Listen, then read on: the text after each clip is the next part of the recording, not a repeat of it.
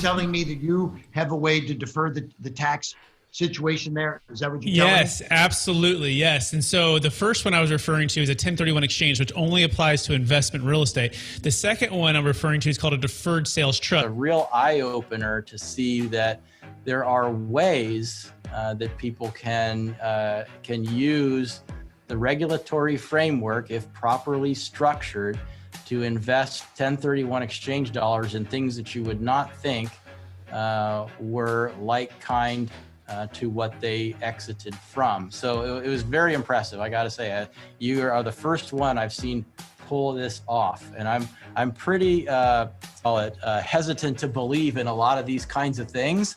So it's a major feat for me to say, wow, this actually really worked, and it was really cool. 1031 is a way to shelter your income when you sell the thing. The DST is a way to avoid the 1031 and not have to suffer the time penalty. Our career and during different tax periods, we've seen, these tax avoidance, tax minimization, offshore, all these different strategies undertaken to minimize or avoid taxes. And then I can tell you that, some of them are just not worth the trouble. And so I was skeptical. Admittedly, I was skeptical.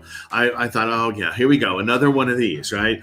And then they say, no, it really is different, right? So look more closely. We looked more closely. We had, honestly, 2 years of conversations. 2 years. Now we were being due diligence at the same time that we were doing due diligence, but 2 years is a long time to be, sort of flirting with the idea of and getting to know the people and getting to really understand the transaction. Yeah, long story short, we got comfortable, although we are not tax attorneys, lawyers, or estate planning attorneys, that at least, from an investment perspective, that, it made sense to sell a highly appreciated asset, get liquid, hold that in this type of a deferred or installment sale type of instrument, and then just be in a position then to do the most important thing. I'm probably stealing your next question, which is time. They say, well, you can't make more time. You can. The Deferred Sales Trust, in a way, allows you to lengthen the investment time horizon for those assets after getting liquid, but before having to feel the tax impact. And from an investment manager's perspective, time horizon is the most important element in investing.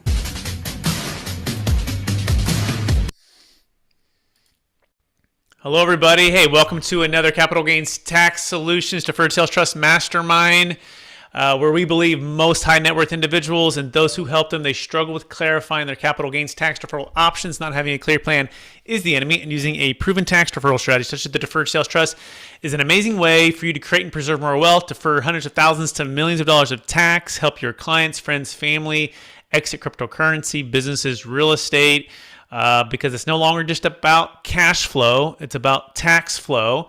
And to the extent that you and us, and you can join us, understanding what is available with this Deferred Sales Trust, you have a chance to exit with some freedom. And there's a couple freedoms that we love to talk about. One of those is just financial freedom. You probably know that one, where you have a chance to just replace your income or your expenses, right? And be able to have some time freedom, right? Where you don't have to trade time for dollars. There's also the freedom of location, being able to maybe move and relocate from a high-end primary home or a business that you were in or a state that you want to move out of, and have that freedom of location to spend time with grandkids or to travel.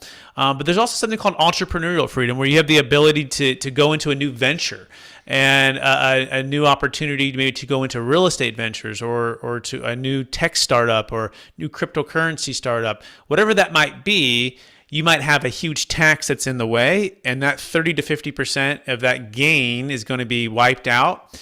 And if it's wiped out, that decreases your opportunity for these freedoms. And so we're very passionate about equipping you with the Deferred Sales Trust, helping you to execute it and helping you to exit in a wise way. I'm joined by some of the best in the business. In fact, one of my business partners, financial advisor extraordinaire, I call him the CPA Whisperer. He is wise beyond his years. Jake Miller. Jake, how are we doing this morning?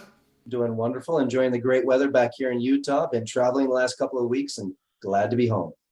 Fantastic. And I think Pierce is also on the line. Pierce York, are you in the house today? And if he's not, that's okay. He's probably on the beach in Newport Beach, just relaxing. By the way, Jake, please do look that we do have the Mazalon sweater in white today. So if you could please next week either wear the black one or get the white one so that you're on the same level, okay? I need to definitely put on my uniform, the muzzle-on sweater. We had a great time at one of these kind of exclusive events of some of the top realtors in the nation for EXP down in Cabo San Lucas. And it was a wonderful opportunity to sport these sweaters. We just happened to wear the same exact sweater, happened to purchase them from the same exact place without knowing, and just happened to go get dressed for some event in the evening, and we both put on matching sweaters. So we had to make it a thing. We had to ask everybody else where their sweater was, why they didn't belong like we did. And we had a great time with it. Absolutely. Yeah, they got us on Facebook, one of those Facebook ads. And so we kind of have a format here where we just kind of introduce the vision for why we're here. And then we talk about the deal close story of the week. And then we open up for questions. We also at times have some guests with us to come in and kind of discuss some of the things that they're seeing. Jake, do we have the guest today? Is he on the line? I'm not seeing him here at this moment. But, we do have somebody from Los Cabos San Lucas here with us today, Candace. Hi, Candace. How are you? It looks like your screen is to the side there, but... Hello. How are you guys doing today? Doing great. Very good. Very good. So anyway, we have Candace. She's Canadian. She's living in Los Cabos San Lucas, and she's very interested because of some people she knows in Canada who are selling their homes for a few $1 million, whatever. And they might be eligible candidates for something like this down the road. We can talk more about that later. Cool. Very cool. So let's touch on the vision, and then let's touch on the deal close story of the week, and then open up for questions. And so Jake, give us a reminder. What's the vision? Why we're here? We are here today because a lot of people out there have highly appreciated assets. Some of them, it might be the biggest transaction of their life. Others, it's just, some kind of mainstay portion of their business. It could be real estate. It could be Bitcoin. It could be their business itself. We just talked to an individual here just a minute ago that has a cleaning and reclamation business, a restoration business. Anyway, in regards to these assets that have highly appreciated, sometimes this also becomes a very highly taxable event through capital gains and some of the other taxes that the states and the Obama program and all these other things might tack on top, right? So we help these individuals sell their assets without recognizing the sell as a taxable event during this year. And they can push this forward, and they can reinvest the gross proceeds net of attorney fees, and they can actually do much more with this bigger piece of the pie rather than chopping it up into small little pieces based on all the taxing agencies. Absolutely. That's why it's about tax flow, not just cash flow. And as a part of that, we like to use the analogy that every deal is specific and every needs are specific and everyone's goals are specific. And so it's kind of like in a Rubik's Cube where you have all these different colors on different sides. And part of that is defining and clarifying your vision for your wealth plan, for your time, for your energy, for your legacy. And part of solving this has to do with the tax part of it, right? And if you can defer that tax and create and preserve more wealth. So there's the investment side, there's the wealth side, there's the personal reasons to sell or exit an asset. I think about the cryptocurrency world and what's happening right now with with the kind of the big crash here in the last month. Ways to exit when it makes sense, right? And feeling that freedom and that empowerment to be, hey, I can exit when it's high. I don't have to stay and wait for the market to shift drastically. I can take my gains without having to incur the tax by using the Deferred Sales Trust. And the ultimate goal is to try to get something that looks a little more like this, right? Now, it's not always going to be perfect. The Deferred Sales Trust is not a one-size-fits-all. In fact, we'll talk about here in a minute who it really works for and who it's good for. But the goal is to try to align as best as we can as a team, Jake and I and the tax team, and we're even working with your trusted individuals to bring and try to make this thing line up and make sense financially, time freedom, entrepreneurial freedom, financial freedom, location freedom, and then some tax deferral flexibility. But that being said, Jake, who does this work for, and what would you say who is a good fit for? Typically individuals that have a highly appreciated asset, as we mentioned, but in the transaction size of $1 million or more. typically $1 million where there's very low basis, or $1 million above basis, so that their tax paying is significant enough that this is a no-brainer. It's an easy home run, right? Now, can this also work for people that maybe have a transaction where the net proceeds are less than $1 million, Brett? I mean, it can. It just all depends. Again, back to this Rubik's Cube. Like, we just did a deal in Dallas, Fort Worth.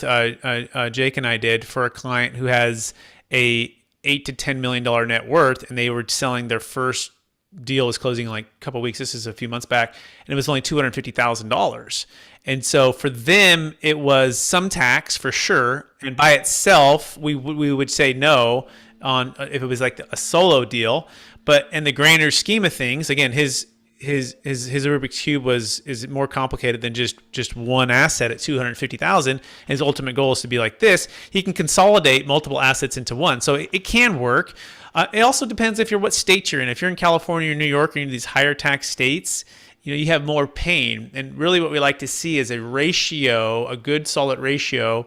20, 25, 30% is a good ratio of tax liability versus net equity that you're closing on. So if you have a $10 million exit and you're looking at a $2-3 million liability, and your $10 million is going to net into the trust, it's a good ratio. Now, if you had a $100 million exit and only a $2 to $3 million tax, well, that's only 2 to 3%. That's not a great ratio. So you can't.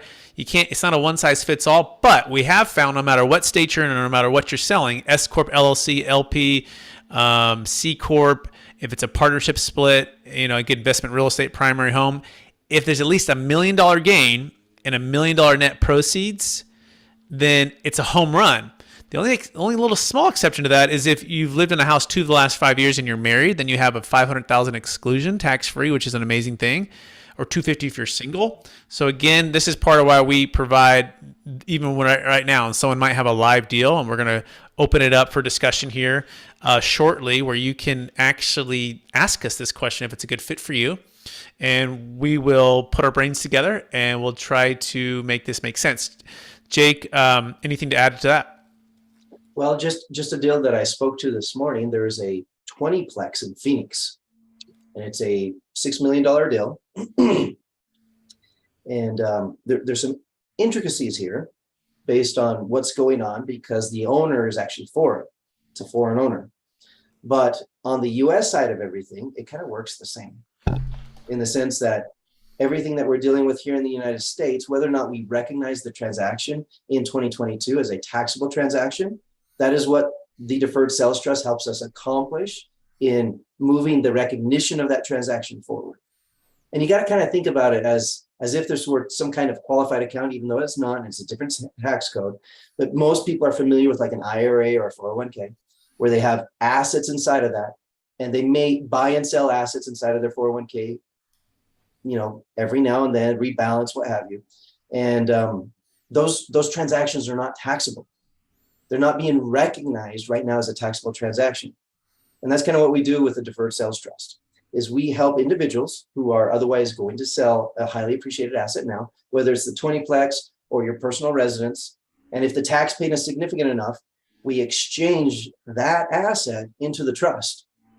And then that trust can then sell that asset, just like your 401k or IRA might sell and buy other assets.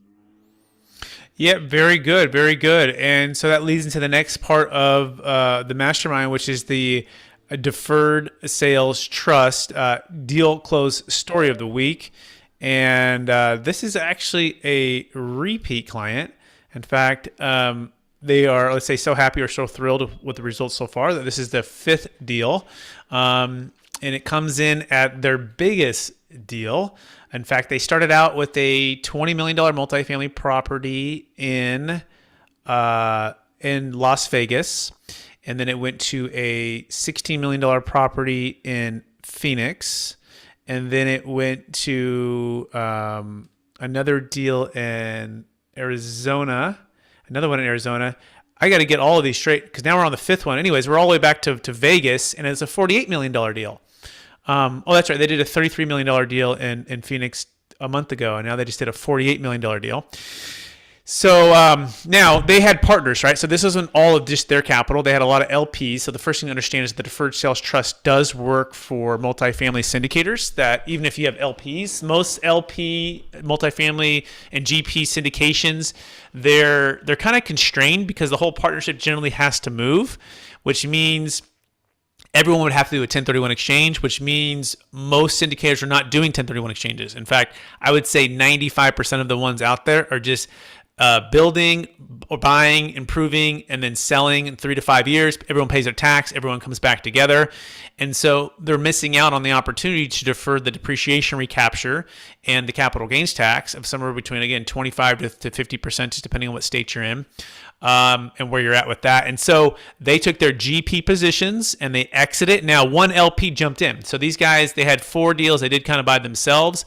Then now they're bringing in some of their LPs. Now the LP had a big position. So that was important because, again, of our minimums that we like to see about $1 million and $1 million. So he had a large position. So they were able to all exit into their own individual trusts. So Brett, did the other LPs just pay their tax? Yeah. And then one LP did his own trust? Yes. And then the 2 GP partners were able to do their own trust? Yes. And that's pretty sweet. They're really happy and they're moving on to the next one. In fact, they're using some of the funds immediately to purchase as a portion of it of their another new deal they're buying, another multifamily deal they're buying. And then a lot of the other funds are just going into securities. So that's the deal close story of the week. You can see that. I just dropped that on LinkedIn, kind of the overview of that. But Jake, anything stick out there? Or anything you want to say on that one? If people compare this to like a 1031, everybody with a 1031 has to do the same thing with its GPs, LPs, regardless. Otherwise, it all falls apart and it doesn't work. So I just point out the flexibility here that, hey, in this scenario, some of the LPs didn't do it. They just pay the tax. One of the LPs did, and the general partners did. I think that's incredibly important that people understand the flexibility here. Again, does it have to be a business asset or can it be a personal asset? It can be your personal home. You just got to take into configuration the formula of that, married, filing joint $500,000 exemption, right? Make sure that the tax payment is significant enough. Again, at the end of the day, this is a very flexible tool. As long as you're reinvesting it in the future for something that is not personal in nature, even though it might be a personal asset that you start with, all of these are qualified transactions, qualified in the sense that it works and it's eligible for the DST. Beautiful. Excellent. Now we're going to open up for questions from anybody and everybody.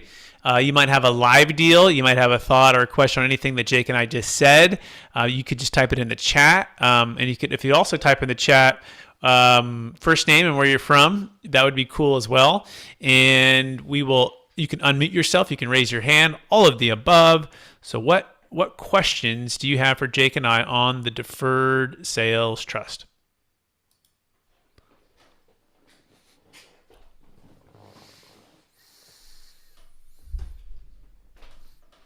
It's got to be at least one. It usually takes the first person to open it up, and then it's like everyone starts going. So who wants to be our first question, thought, comment, hesitation, right? And we can bring them up ourselves too, but who? Anybody.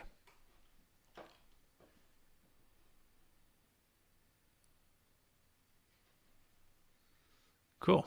Why don't we go to some common CPA questions, Jake? We had a couple of them this week where CPAs have questions on the Deferred Sales Trust.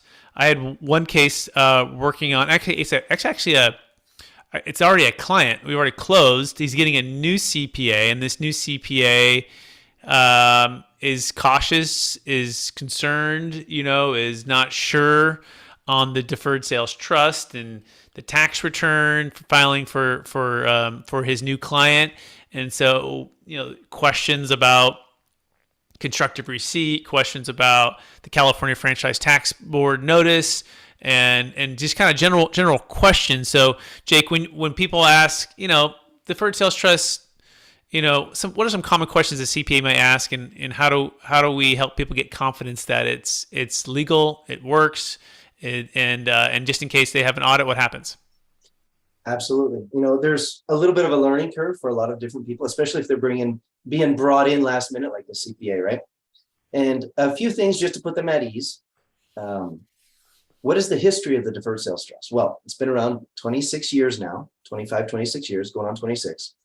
And has it ever been tested by the IRS?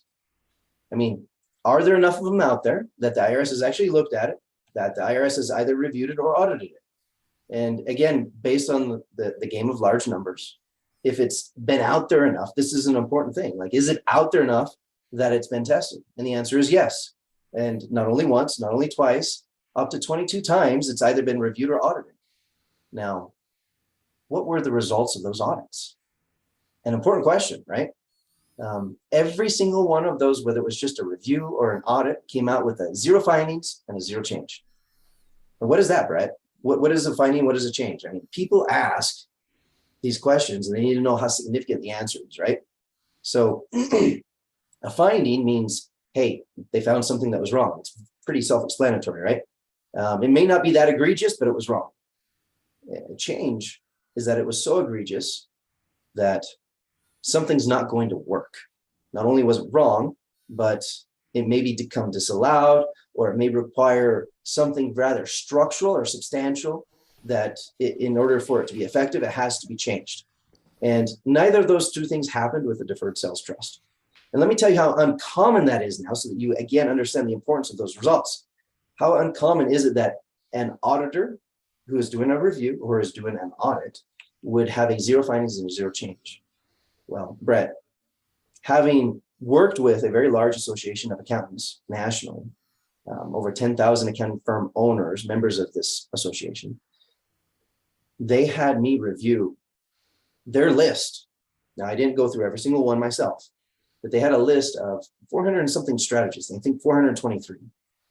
And out of that list of strategies, there's a lot of things there that all of us are pretty familiar with from just normal common tax strategies, as well as some lesser known items that maybe not everybody knows about. Of that list of 423 strategies, only two items out of that entire list have a 100% track record with the IRS, meaning that there has never been any findings, never any changes based on those strategies.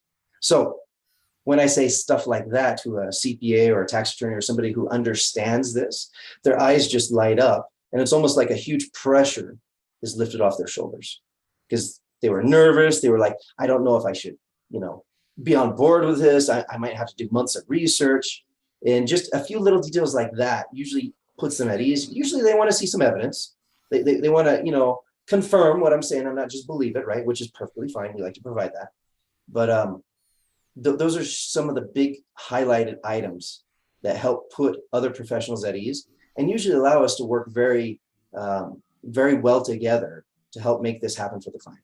Yeah, very well said. And I also found too that, 9 out of 10 CPAs, if they spend some time, and if you are the client, you bring your CPA in and you pay him for his time to research this, that they end up joining us, meaning they end up sending us referrals, and they actually end up thanking their client for bringing them something that is actually this good and this real and this great track record. So that's definitely a big thing. I would also say that it's not just us saying it, right? There's national law firms that review this. There's movie stars that have used this, that have hired big time law firms to do $100,000 of worth of due diligence. There was a $45 million deal done in Southern California 2 years ago, and that was a big deal that they were very cautious and skeptical. But after they did the review and signed the NDAs, they ended up, they closed it. And I would say if you have enough time, that's really the biggest thing. And this is part of why we work on a conditional basis, meaning if for some reason you don't want to use the DST, or for some reason the deal falls apart, or you run out of time, you don't owe us anything. So we work on a conditional basis, but we do set everything up prior to. In fact, Jake and I just got off of the call with a gentleman selling a business, and he is looking to exit in about a week. The good news is the buyer hasn't removed contingencies, so we do have some time to put everything together, but it's a substantial amount of tax. It's a multiple $1 million sale. It's hundreds of thousands of dollars of tax, and it's a big part of his family's financial future and ability to live comfortably and have some freedom with their time and their energy. And so that was the question, Jake. He said, how quickly can we put this thing together? So what's the timing of this thing, Jake? If somebody is interested and wants to get forward, how quickly can we move? You know, a lot of times, Brett, we like to say that we like to be there 60 to 90 days before the transaction is finalized and done. However, it's not so much a time situation as it is getting certain things checked off the box, so to speak, getting certain boxes checked and getting things done. And in fact, we had a conversation this morning with a business owner out of Washington State, and essentially he closes the end of next week. And we're meeting him for the first time today. They're organized enough and their CPA has things together well enough. And in the process of the contract, not all contingencies are removed. And so even that short time frame, we can make that work, even though we say it's not ideal. But typically, I think the tax attorney mentioned that with a couple days to spare, we should be able to get that all done. Absolutely. I'm going to open up for questions again from anybody. Questions, thoughts, comments for Jake or I on the Deferred Sales Trust. We're here to answer those. If you might even have a live deal, and we love live deals on the Mastermind because everybody benefits from hearing the particulars, right? And the understanding the nuances there as we kind of look again, take this little Rubik's Cube and try to make it more congruent on the sides of whatever you're trying to achieve with the tax deferral. So does anyone have a live deal? Does anyone have something you want to ask, comment on? Please either put it in the chat or just unmute yourself and say hello. We would love to hear from you.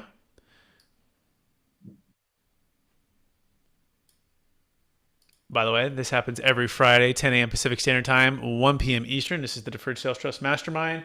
And for those that don't know, I'll use this time as an opportunity to promote the book. The book is coming out soon. And in fact, we have the Jake Miller in the book, as well as the Kevin Harrington from Shark Tank. And it's my book called Building a Tax Deferred Exit Strategy. And the goal is to give you a proven playbook for unlocking your ideal wealth plan when selling assets of any kind for yourself or your clients. And so look for that on Amazon and on the website, capitalgainstaxsolutions.com, here in the near future. That being said, I'm going to start calling on some people just to see if I can get somebody to say hello besides Jake, all right? Because Jake and I are on calls every day, and I love hearing his voice, but I always love hearing more people's voices. So we got Jay, we got Maria, we got Angie, we got Sylvia, we got Surinder, we have Alexandra, we have Dennis. Anybody want to say hello, questions, and no worries. If not, I'll have Jake bring up something that he would like to talk about. Question. I have a client who's American, lives in LA, but has multiple, like 6 or 7 properties down here in Cabo. I was talking about getting rid of some of them. How does it work for foreign property holdings for American citizens?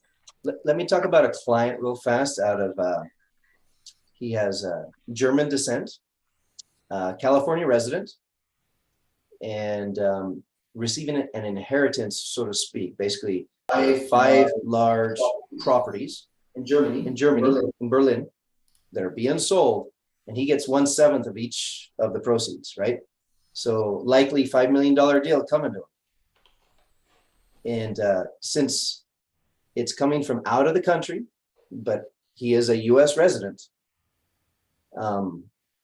a lot of times there's a foreign income tax credit that we have to maneuver around and make sure of, because if they're going to be paying taxes, say in Mexico or Berlin or wherever, right, then there might be an offset. And so it may or may not be needed depending on the country where the property is. In this scenario, they had a capital gains rule. If the property's been owned for over 10 years, you don't owe capital gains in Germany. So then it would be fully taxable without any foreign income tax credit in the state of California, as well as by the federal government. And so he had like this perfect storm where a deferred sales trust made perfect sense for him. Now, your client, we would have to see first and foremost, well, the property is there in Cabo. We'd have to see what the tax ramification is in Mexico. Oftentimes it's around 33%.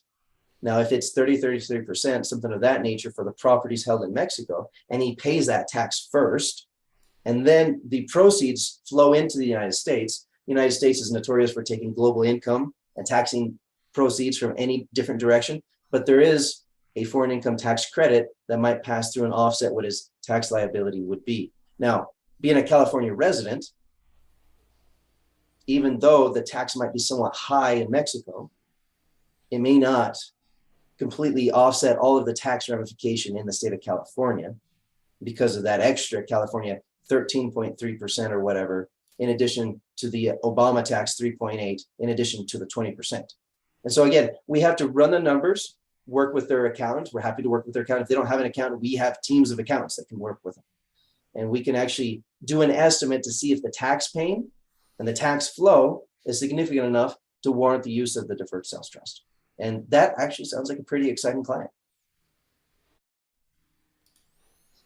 Candace, did that answer the questions or have more? Or what were your thoughts on that so far? No, that's perfect. That gives me kind of a basis point. Yeah, and Jake, I want to talk more about this client with you later. Out of the 6 properties, he wants to keep 3 and turn them into a beachfront event spaces and build them from the ground up.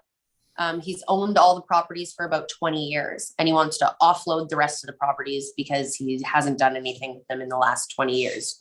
But now he's feeling old and he feels like he has to do something with all this stuff that he has.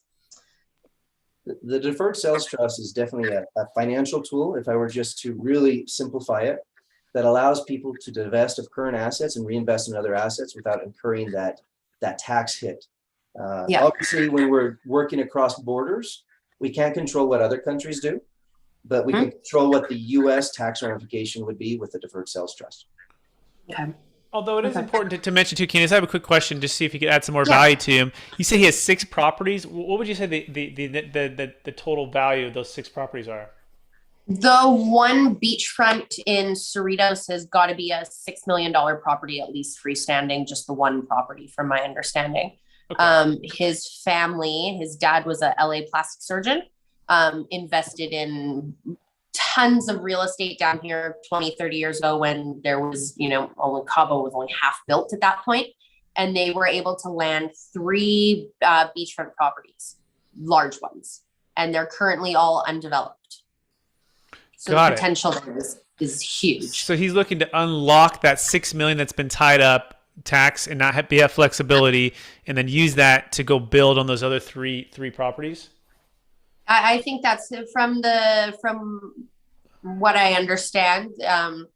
Yeah, he's a little all over the place in his ideas. He the guy has a lot of ideas, but not a lot of direction, which I guess is where the lunch with me came in.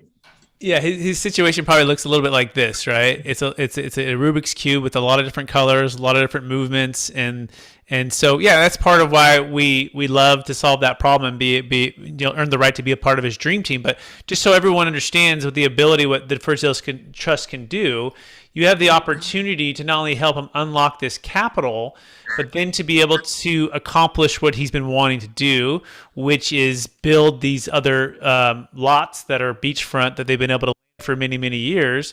You see, most, in fact, every single 1031 exchange requires equal or greater value when you go to trade something, right? So if you sold that property for $6 million, that means he needs to go buy something new. By the way, you can't buy into an existing property. Like you can't use the $6 million to develop on that property that you already have. It becomes too complicated, and there's a lot of rules for that. However, the Deferred Sales Trust, that $6 million can go into the trust. Then that capital can be used to build on the projects. Now, let me ask you on those other assets though. Does he own? How does he own the other 3 lots? Are they in LLCs? Are they it's individual name? We haven't got that far. He was he took me to tour one of the beachfront sites because he wants me to be part of. They're building it. He's a lighting guy from LA, 40 years in the movie industry, and so they're gonna build like a rustic wedding venue out there. He was more interested. I do charity fundraising and event planning for the government back in Canada. I work with members of parliament to secure funds for nonprofits. So he brought me into the team to do exclusive rights for all his event planning. And he wanted me to come in and build the websites and all that sort of stuff for all 3 of his properties. So we haven't really delved too much into the other stuff, like what his plans are for the actual building, because I came in as a different part of the team. But he needs a lot of direction and a lot of guidance. He's got a lot of ideas, but he's not sure how he's planning on executing anything really at this point. Got it. And also too, is he a U.S. citizen and a citizen of? I know he's a U.S. citizen. He's been coming here for 22 years. I don't know if he's just been doing that on a tourist FMM or if he has some sort of residency. Mhm. Those will be part of my follow-up conversations with him. And so, and if he's not, he can still use the deferred sales trust. In fact, it becomes even more valuable for him. How old is he? I'm saying late 60s. Okay. And here's a thing that's another thing to think about. So the thing called estate tax. And so estate tax has everything to do with your total value of your estate when you pass. Mm-hmm. And if it's greater than 22 million married, if you're a US citizen, then you pay 40% on that. That's inside your taxable estate. 12 million single, although those are set to cut in half in a couple of years. Here's the tough part. If he's not a US citizen, you have none of those exclusions. In fact, it's only like, I think it's 65 or 68,000. Right. So let's just do the math here. Let's just say his 6 properties. He's definitely a U.S. citizen. Oh, He okay. was born and raised.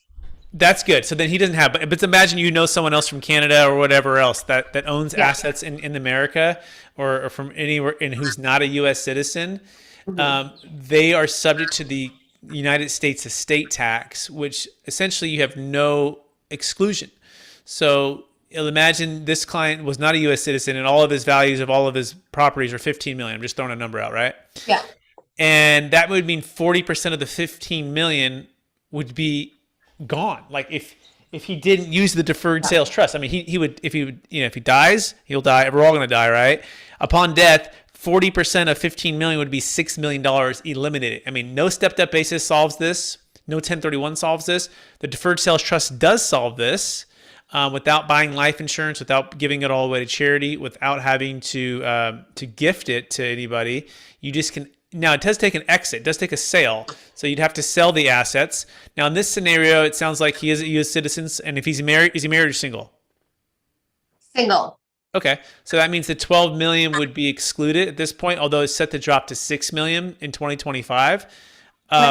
So those are just some of the things to think about as you're exploring these things. Most of the things I would say, Candace, is just kind of take the temperature, get a feel for where he's at, and bring him to the call with Jake or I, or both, and then see if we can't try to help him, if that makes sense. Yeah, definitely. Great questions, great thoughts. Thank you for sharing, Candace. Who else has thoughts or questions? You can unmute yourself, say hello, jump on in. We're in the section of the Mastermind where it's kind of open office, open forum. Anybody, yes. Open discussion that can jump in. And by the way, you can go to capitalgainstaxsolutions.com to get started on your deferred sales trust. You can also find Mr. Jake Miller at strategictaxsolutions.com. That's strategictaxsolutions.com. Jake is the financial advisor. I'm the trustee. We work together to help individuals defer the capital gains tax on the deferred sales trust and so much more. And then we work with professionals to help them unlock deals for their clients and solutions so they can win more business as well. So we see some new people joined. We got Jonathan. Welcome, Jonathan. We've got, we still have Dennis here. We have just joined. Cameron Reed, but his audio is not able to join. Oh, hey, yeah, Cameron. Yeah, we see you trying to come in. You might have to, if you can hear us, you might have to jump out and then jump back in. That could get you maybe a chance for Zoom to say yes to you. So who else has questions or thoughts for Jake or I? We have Unicia Parrott that we haven't heard from for a little while, who's here. Hey guys, no questions from me. Not at this juncture. I'm working with multiple different clients at different levels, but the deferred sales trust is definitely that's forefront and center for me. Also, I'm married to a fellow EXP guru. He's pretty high up with you guys, or with EXP, that is. And so I'm trying to actually bring him into the fold as well, because we're in Georgia and he has quite a few clients that have started moving here from either California or New York or some of the higher tax bracket states, but also the states where the property prices are much higher as well. So I think there's going to be a ton of opportunity in the future. So if you guys don't mind, I'll just be a fly on the wall in the meantime. You don't mind at all. It's our pleasure to have you. Thank you for sharing that. And by the way, it also works for public or private stock. for those who are wondering. And that is pretty cool. So if you own public or private stock, the Deferred Sales Trust can work for that. Of course, cryptocurrency, businesses, real estate, primary homes. Very cool. So thank you for that. Who else? Anybody else? Questions, thoughts, feedback?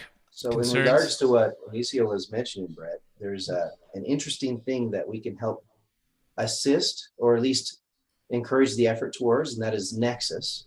A lot of these higher taxing states, where if you have property and real estate there and you sell out of that, a lot of times those states try to claw back. Some of the most notorious, of course, California being there at the top, right? They really, really have a long memory that you had a property there and it sold, right? The really nice thing about the Deferred Sales Trust, since it handles a number of different assets internally, we're not recognizing the sale of one property, and we might reinvest the assets in properties in other states. And so there is a point at which the nexus possibly could be changing, which would be of great benefit to some of those clients who might have sold a property utilizing the Deferred Sales Trust way back when. Of course, the individual's domicile, the individual's, a lot of different things play into what is nexus, right? And I just wanted to throw that out there as a little teaser that some people with some of these ultra high, several millions of dollars of transactions, whatever, Nexus becomes a very important topic that we work with a tax attorney to help provide some additional strategies in regards to the Deferred Sales Trust that may assist in changing Nexus. Yeah, that's a great point. Like, so if you sell an asset in California and you move and establish residency in Nevada, immediately you can take advantage of the income of the interest on the payment of the trust to pay you in the state that you reside in. And so I actually had a client, we still helped him sell an $8.3 million primary home in Palo Alto. And then he moved to Henderson, Nevada. And so he's taking interest payments when he established residency in Nevada, which lowered his income tax because he's no longer a California resident, right? So the interest payments off of the trust are ordinary income. If you dip into principal, it's capital gains tax. So to be clear, it doesn't mean he can just move to Nevada and pay no capital gains tax to California if he dips into principal. That's going to follow him there. But if he doesn't touch the principal, in other words, keep the capital gains tax deferred and just lives off the interest payments, his nexus is Nevada. Therefore, he's paying Nevada income tax, which guess what it is? It's zero in Nevada or even Texas or Florida, right? These lower income tax states. He'll still have federal tax, but that's a substantial savings for him and a great way to maximize the value of his equity in there to grow more for him and live off of. So that being said, who else has any questions or thoughts on anything of what I just said or Jake just said? We're here for you.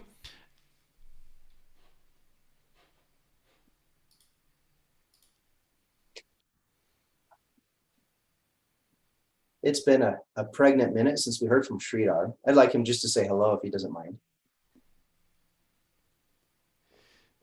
He's there. In the world of education, a lot of times people are working while listening to us, Brett. Mm-hmm. And when I say working, sometimes working out in the gym, they hear us on the podcast, sometimes working out in the office, and they have us here on one monitor while they're speaking to clients on another monitor. So I've talked to a number of individuals who sometimes call me back later saying, hey, I wanted to ask something, but I was so busy with a client. But Sridhar, you're here right now. Go ahead and say hello. Hi, Jake and Brett. I don't know if anybody knows about me. I'm from Dallas, Texas. I'm a multifamily investor. So basically, I connect with a lot of people who come across with 1031s, and then I try to educate them. And then I'm trying to bring them onto this meeting so that they'll also take benefit of the DST as well. And the good thing is someone asked me the similar question I had this morning regarding the international funds coming back to US, how to do that. Well, I'm glad. Thank you guys. Yeah. Glad that could be helpful for you. And of course, if anybody is coming up on a transaction here in the next little bit, and they was just like a 1031 alternative option, definitely, introduce them to Brett, introduce them to me. And we can have that quick 20-30 minute conversation to find out if their deal is first and foremost a good qualified deal for this type of strategy. And second, if the tax paying or the flexibility of the DST versus 1031 is a big game changer for them. Excellent. Excellent. Appreciate your comments there.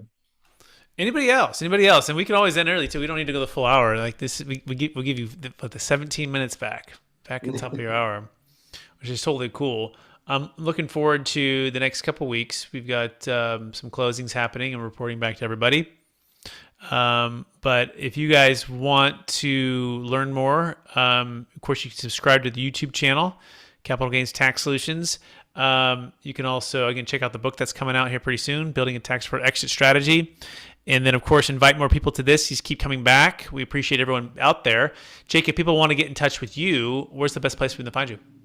There's an appointment link on my website, strategictaxsolutions.com, as well as we have an 800 number, 1-800-773-1848. Most likely Carly will answer the phone and book an appointment. Perfect. And then again, if people want to get in touch with me, go to capitalgainstaxsolutions.com. So we appreciate everyone out there today listening, wherever you may be consuming the content. Please rate, review, subscribe. Please share it with somebody that could help. And then please invite somebody and register totally free to come to the Mastermind every Friday, 10 a.m. Pacific Standard Time, 1 p.m. Eastern. And we will talk to everybody really soon. Thanks, everybody. Bye now.